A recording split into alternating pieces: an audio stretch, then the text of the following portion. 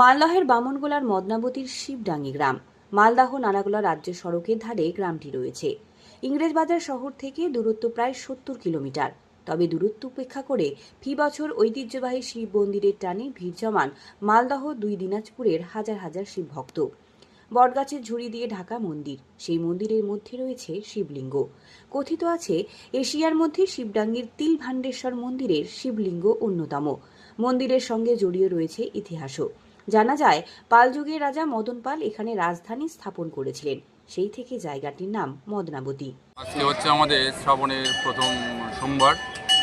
বহু দূর দূরান্ত থেকে ভক্তরা আসছে জল দেওয়ার জন্য। আমরা যতটুকু পারছি আমাদের তিলভান্ডেশ্বর কমিটির থেকে যতটুকু পারছি তাদেরকে যতটুকু সহযোগিতা করার আমরা এখানে করছি। এবং এখানে আমাদের পুলিশ প্রশাসন আছে, ওরাও ওতপ্রোতভাবে আমাদের সঙ্গে যুক্ত আছেন। এবং আমাদের ইলেকট্রিক দপ্তর যে এসএস আছেন তিনিও আমাদের সঙ্গে মানে যোগাযোগ রাখছেন লাইন সম্বন্ধে, কখন কোনটার প্রয়োজন সেটা তিনি করছেন। এসএস স্যার কোথায় হচ্ছে এটা? এটা শিবডাঙ্গিতে তিলভান্ডেশ্বর শিব মন্দিরে। শ্রাবণের প্রথম সোমবার মন্দিরে পুজো দিতে ভিড় ভক্তদের। শিব ভক্তদের ভিড়ে গমগম করছে মন্দির চত্বর। গ্রামে বসেছে মেলাও। শ্রাবণ মাস জুড়ে ভিড় থাকবে দাবি গ্রামবাসীদের। আজকে শিবডাঙ্গি আসছে। কি করতে? আমার মাথায় জল ঢালতে। কোথা থেকে? আসলামপুর থেকে।